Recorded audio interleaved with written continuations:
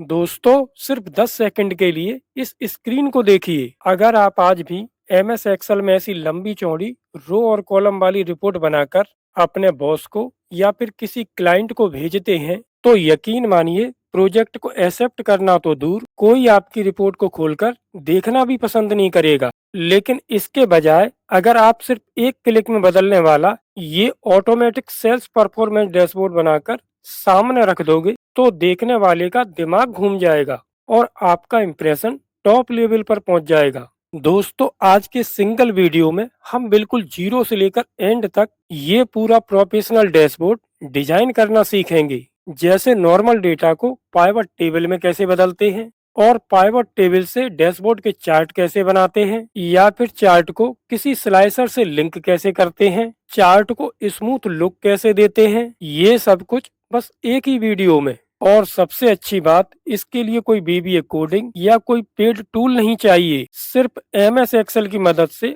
आप ये पूरा डैशबोर्ड तैयार करेंगे। इसलिए वीडियो का एक भी स्टेप स्किप मत करना। और अगर वीडियो पसंद आए तो प्लीज इसे लाइक और शेयर जरूर कीजिएगा। तो फिर चलिए शुरू करते हैं। तो दोस्तों एक प्रोफेशनल डैशबोर्ड बनाने के लिए हमारे पास इस प्रकार का एक डेटा है, जिसमें कुल 6 फील्ड हैं। पहला है डे, फिर एम्प्लॉय, उसके बाद प्रोडक्ट, फिर सिटी, इसके बाद स्टेट और लास्ट में सेल्स। तो दोस्तों अब आपको क्या करना है, ध्यान से देखिए।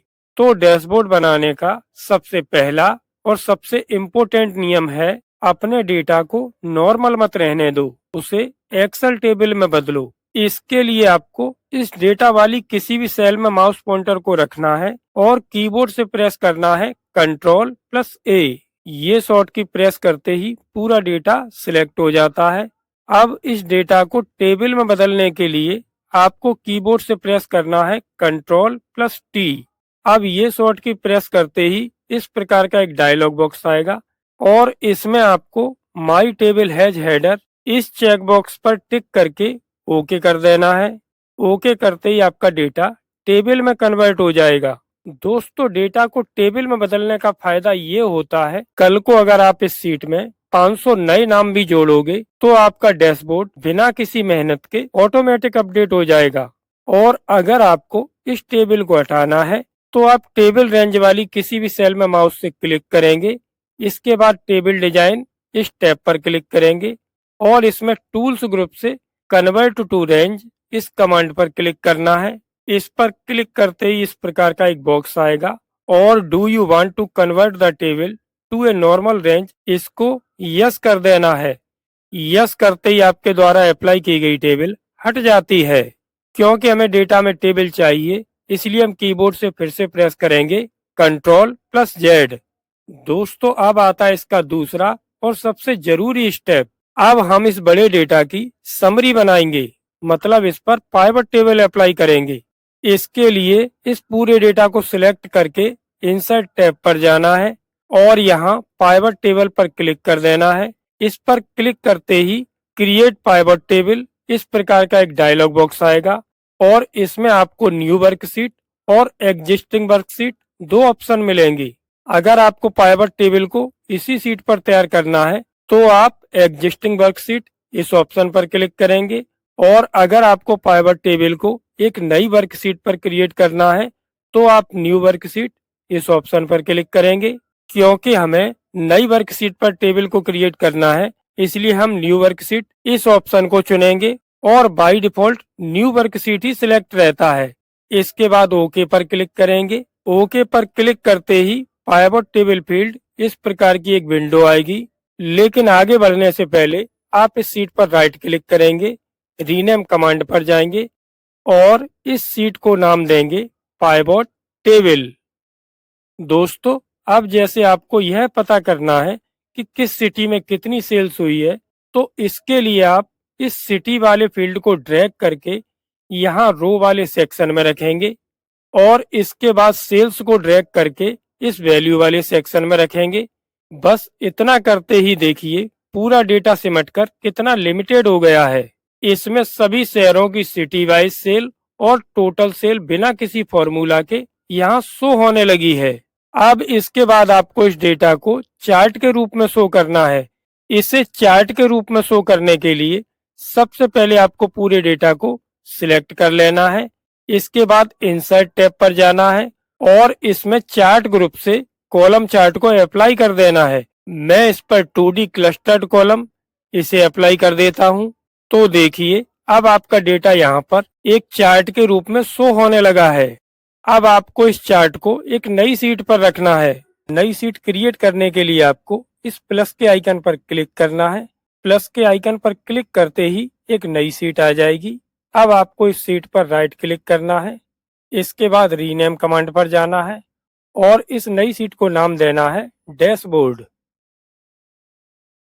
शीट पर नाम देने के बाद आपको वापस इसी शीट पर जाना है और यहाँ से इस चार्ट को कट करना है। इसके लिए कीबोर्ड से प्रेस करना है Ctrl+X और इस डैशबोर्ड वाली शीट पर आकर चार्ट को पेस्ट कर देना है। पेस्ट करने के बाद चार्ट को थोड़ा सा एडजस्ट कर देना है, इस प्रकार से।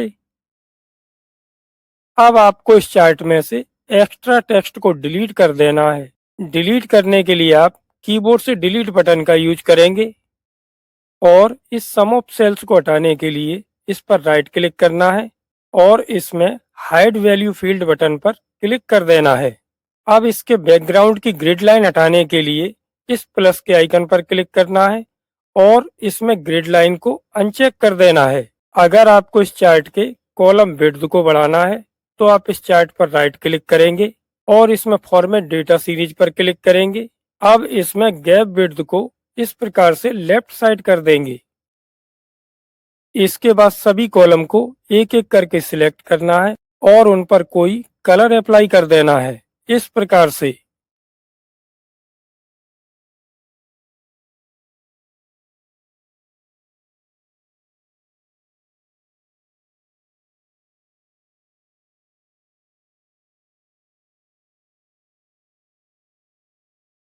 कलर अप्लाई करने के बाद अब आप इस चार्ट पर टोटल अमाउंट को भी शो करेंगे। टोटल अमाउंट को शो करने के लिए आपको इस चार्ट पर राइट क्लिक करना है और इसमें ऐड डेटा लेबल पर जाकर ऐड डेटा लेबल कमांड पर ही क्लिक कर देना है। क्लिक करते ही आपके चार्ट पर अमाउंट शो होने लगता है। अब आपको इस अमाउंट को हाईलाइट कर देना है।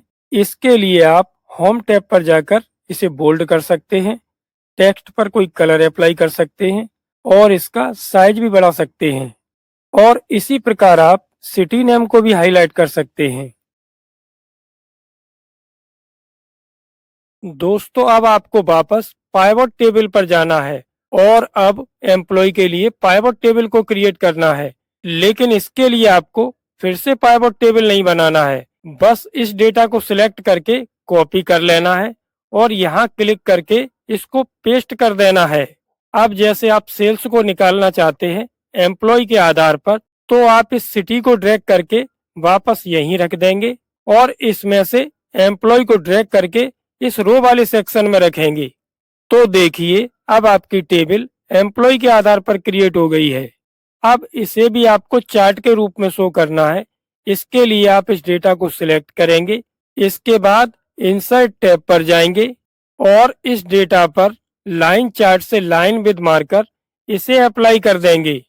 अब आपको इस चार्ट को भी यहाँ से कट कर लेना है और डैशबोर्ड शीट पर आकर यहाँ क्लिक करके इसे पेस्ट कर देना है। इस चार्ट को थोड़ा सा एडजस्ट भी कर सकते हैं, इस प्रकार से। अब इसमें से भी एक्स्ट्रा टेक्स्ट को डिलीट बटन से इस प्रकार से डिलीट कर सकते हैं। इसके बाद इसके डॉट और लाइन पर कोई भी कलर अप्लाई कर देना है।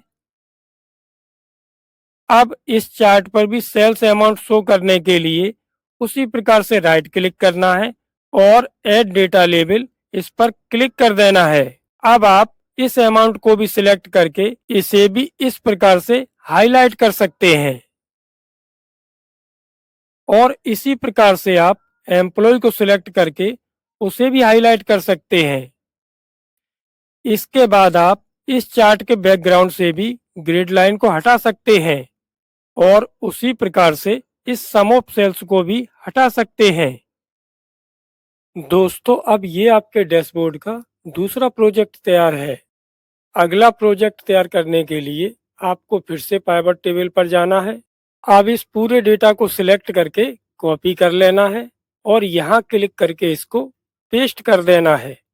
अब जैसे आपको सेल्स को निकालना है प्रोडक्ट के आधार पर, तो आप इस एम्प्लॉय को ड्रैग करके वापस यहीं रख देंगे और प्रोडक्ट को ड्रैग करके इस रो वाले सेक्शन में रखेंगे। तो देखिए अब आपकी सेल्स प्रोडक्ट के आधार पर तैयार है। अब इस डेटा को भी चार्ट के रूप में शो करने के लिए सबसे पहले डेटा को सिलेक्ट करना है। इसके बाद इंसर्ट टैब पर जाना है और इस डेटा पर पाई चार्ट से डोनट को अप्लाई कर देना है। अब आपका चार्ट भी बनकर तैयार है। अब आप इस चार्ट को सिलेक्ट करके यहाँ से कट करेंगे और इस डैशबोर्ड शीट पर आकर यहाँ क्लिक करेंगे और इस चार्ट को पेस्ट कर देंगे। इसके बाद इस चार्ट में से भी एक्स्ट्रा टेक्स्ट को डिलीट कर देना है। इसके बाद सम ऑफ सेल्स पर राइट क्लिक करके उसको भी हाइड कर देना है। अब अगर आप इस चार्ट के शेप की विड्थ मतलब चौड़ाई को बढ़ाना चाहते हैं, तो आप इस चार्ट पर राइट क्लिक करेंगे। अब इसमें से फॉर्मेट डेटा सीरीज पर क्लिक करना है। इस पर क्लिक करते ही इस प्रकार की विंडो आएगी। अब इसमें आपको डोनट होल साइज को इस प्रकार से लेफ्ट साइड कर देना है। अब इस चार्ट पर भी अमाउंट शो करने के लिए चार्ट पर राइट क्लिक करके ऐड डेटा लेबल कर देना है। अमाउंट शो होने के बाद इस अमाउंट पर भी बोल्ड कलर और साइज को अप्लाई कर देना है और इसी प्रकार से इस प्रोडक्ट वाले टेक्स्ट को भी हाईलाइट कर देना है। टेक्स्ट को हाईलाइट करने के बाद आप इस चार्ट के एक एक शेप को सिलेक्ट करेंगे और इस पर कोई भी कलर अप्लाई कर देंगे।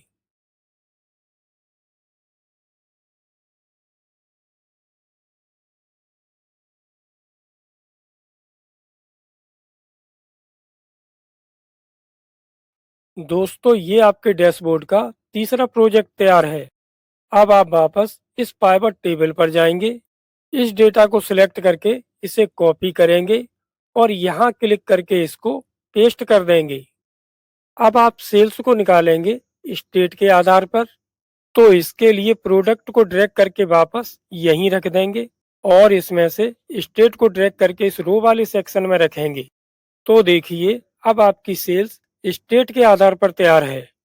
अब आपको इस डेटा को भी चार्ट के रूप में शो करना है। इसके लिए आप इस पूरे डेटा को सिलेक्ट करेंगे। इसके बाद इंसर्ट टैब पर जाएंगे और इस पर 3D बार इस फॉर्मेट को अप्लाई कर देंगे। चार्ट तैयार होने के बाद अब आपको इस चार्ट को भी यहाँ से कट करना है। इसके बाद डैशबोर्ड शीट पर आकर यहाँ क्लिक करना है और इस चार्ट को पेस्ट कर देना है। अब आपको इस चार्ट में से भी एक्स्ट्रा टेक्स्ट को डिलीट कर देना है।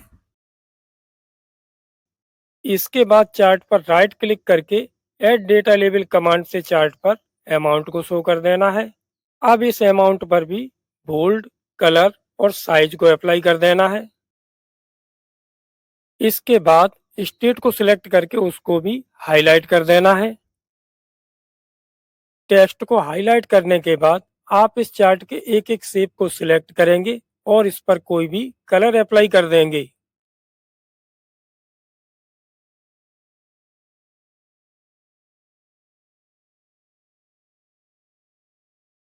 दोस्तों अब ये आपके डैशबोर्ड के चारों प्रोजेक्ट कंप्लीटली तैयार हैं। अब आपको स्लाइसर के द्वारा इन सभी प्रोजेक्ट को लिंक करना है। इसके लिए आप फिर से पाइवट टेबल शीट पर जाएंगे। अब इस डेटा को सिलेक्ट करके कॉपी करेंगे और यहाँ क्लिक करके इसको पेस्ट कर देंगे। दोस्तों अब जो स्लाइसर हम क्रिएट करेंगे वो होगी डेज के आधार पर, मतलब आप स्लाइसर में जिस दिन पर क्लिक करेंगे उस दिन से रिलेटेड सारी सेल्स रिपोर्ट इस डैशबोर्ड में दिखाई देने लगेगी। अब दिनों के आधार पर स्लाइसर तैयार करने के लिए आप इस स्टेट को ड्रैग करके वापस यहीं रख देंगे और इसमें से डेज को ड्रैग करके इस रो वाले सेक्शन में रखेंगे। अब ये आपकी पाइवट टेबल डेज के आधार पर क्रिएट हो चुकी है। अब इस टेबल पर स्लाइसर अप्लाई करने के लिए पहले आपको इस टेबल को सिलेक्ट करना है। इसके बाद पाइवट टेबल एनालाइज इस टैब पर जाना है और इसमें इंसर्ट स्लाइसर इस कमांड पर क्लिक करना है। इस पर क्लिक करते ही इंसर्ट स्लाइसर इस प्रकार का एक डायलॉग बॉक्स आएगा। क्योंकि हमें स्लाइसर तैयार करनी है डेज के आधार पर, इसलिए इसमें डे चेक बॉक्स पर टिक करके ओके कर देना है। ओके करते ही आपकी स्लाइसर रेडी है। अब आपको इस स्लाइसर को थोड़ा सा एडजस्ट कर देना है। इसके बाद इस स्लाइसर को यहाँ से कट करना है और डैशबोर्ड शीट पर आकर यहाँ क्लिक करना है और इस स्लाइसर को पेस्ट कर देना है। अभी आपका ये स्लाइसर केवल एक कॉलम में है। आप चाहें तो स्लाइसर टैब पर जाकर कॉलम की संख्या बढ़ा सकते हैं। जैसे स्लाइसर में टोटल डेज की संख्या 3 है, तो मैं इसमें कॉलम की संख्या 3 कर देता हूँ। कॉलम की संख्या बढ़ाने के बाद अब आपको फिर से स्लाइसर को एडजस्ट कर देना है। इसके बाद स्लाइसर स्टाइल में से स्लाइसर पर कोई भी फॉर्मेट अप्लाई कर सकते हैं। लेकिन अभी आप देखिए, आप किसी भी डेज पर क्लिक करते हैं तो आपका डैशबोर्ड अपडेट नहीं होता है। देखो, हम किसी भी डेज पर क्लिक करते हैं लेकिन इस डैशबोर्ड में कोई भी चेंजिंग नहीं होती है। अब इसको अपडेट करने के लिए आपको इस स्लाइसर से सभी ऑब्जेक्ट को लिंक करना होगा। इसे लिंक करने के लिए आपको स्लाइसर वाली टेबल को सिलेक्ट कर लेना है। इसके बाद स्लाइसर टैब पर जाना है। अब इसमें आपको रिपोर्ट कनेक्शन पर क्लिक करना है। इस पर क्लिक करते ही इस प्रकार का एक डायलॉग बॉक्स आएगा। इस डायलॉग बॉक्स में आपको वो सभी ऑब्जेक्ट दिखाई देंगे जो अभी आपने इस डैशबोर्ड के लिए क्रिएट किए हैं। आपको इन सभी ऑब्जेक्ट पर एक एक करके टिक करना है। ये जितने भी बॉक्स हैं, इन सभी बॉक्स को चेक करना है। सभी बॉक्स को चेक करने के बाद ओके कर देना है। ओके करते ही आपके स्लाइसर से इस डैशबोर्ड के सभी ऑब्जेक्ट लिंक हो गए हैं। अब आप किसी भी डेज पर क्लिक करेंगे तो डैशबोर्ड उसी डेज के अनुसार अपडेट हो जाएगा। देखिए इस प्रकार से। अगर आपको फिर से पूरा डेटा वापस लाना हो तो आप क्लियर फिल्टर यहाँ पर क्लिक कर देंगे। अब आप इस डैशबोर्ड को और ज्यादा एडवांस और प्रोफेशनल बनाने के लिए इसमें कुछ और फील्ड को ऐड करेंगे। जैसे आप जिस दिन पर क्लिक करें उस दिन सबसे ज्यादा सेल करने वाला एम्प्लॉय कौन है, या फिर किस सिटी में सबसे ज्यादा सेल हुई है और उस दिन की टोटल सेल कितनी है। इसके लिए पहले आप इस सेल में लिखेंगे बेस्ट एम्प्लॉय। इसके बाद इस सेल में लिखेंगे टॉप सिटी और इस सेल में लिखेंगे टोटल सेल। ये तीनों फील्ड टाइप करने के बाद अब पहले बेस्ट एम्प्लॉय के लिए आप इस सेल पर क्लिक करेंगे और इसमें टाइप करेंगे इक्वल। इसके बाद पाइवट टेबल सीट पर क्लिक करेंगे और यहाँ एम्प्लॉय में से पहले एम्प्लॉय पर क्लिक करेंगे। इसके बाद एंटर की प्रेस करेंगे। एंटर की प्रेस करते ही यहाँ पर एम्प्लॉय शो होने लगेगा। इसके बाद टॉप सिटी के लिए इस सेल पर क्लिक करेंगे और इसमें टाइप करेंगे इक्वल। इसके बाद पाइवट टेबल सीट पर जाएंगे और यहाँ सिटी में से पहली सिटी पर क्लिक करेंगे। इसके बाद एंटर की प्रेस करेंगे। एंटर की प्रेस करते ही यहाँ पर आपकी सिटी भी शो होने लगेगी। इसके बाद टोटल सेल के लिए इस सेल पर क्लिक करेंगे और इसमें टाइप करेंगे इक्वल।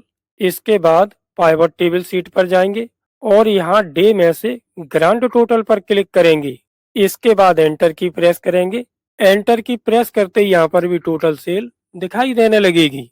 लेकिन इसका प्रॉपर रिजल्ट पाने के लिए एक छोटा सा काम और करना है। आपको पाइवट टेबल सीट पर जाना है। अब इसमें एम्प्लॉय वाली टेबल की इस पहली सेल्स पर जाकर माउस से राइट क्लिक करना है। राइट क्लिक करते ही इस प्रकार की एक लिस्ट आएगी। इसमें आपको सॉर्ट पर जाकर लार्जेस्ट टू स्मॉलेस्ट इस कमांड पर क्लिक कर देना है। इसके बाद इसी प्रकार से सिटी वाली सेल की पहली सेल पर जाकर माउस से राइट क्लिक करना है। अब इसमें भी सॉर्ट पर जाकर लार्जेस्ट टू स्मॉलेस्ट इस कमांड पर क्लिक कर देना है। बस इतना काम करना है। अब आप डैशबोर्ड पर आकर किसी भी स्लाइसर पर क्लिक करते हैं तो आपका पूरा डैशबोर्ड एकदम प्रॉपर रिजल्ट देगा। अब ये 3 नए फील्ड जुड़ने से अब आपका पूरा डैशबोर्ड बिना किसी झंझट के सिर्फ एक क्लिक में बोलने लगेगा। आप इस डैशबोर्ड में ऊपर सेल्स परफॉर्मेंस डैशबोर्ड ऐसा टाइटल भी दे देंगे और इन फील्ड पर कोई कलर भी अप्लाई कर देंगे। अब आपका एक परफेक्ट और एडवांस लेवल का डैशबोर्ड बनकर कंप्लीट हो चुका है। दोस्तों, अगर आपको एडवांस एक्सेल की ये लॉजिक क्लास पसंद आई है तो प्लीज इस वीडियो को ज्यादा से ज्यादा शेयर कीजिएगा। मिलते हैं एक और नई वीडियो में, तब तक के लिए धन्यवाद।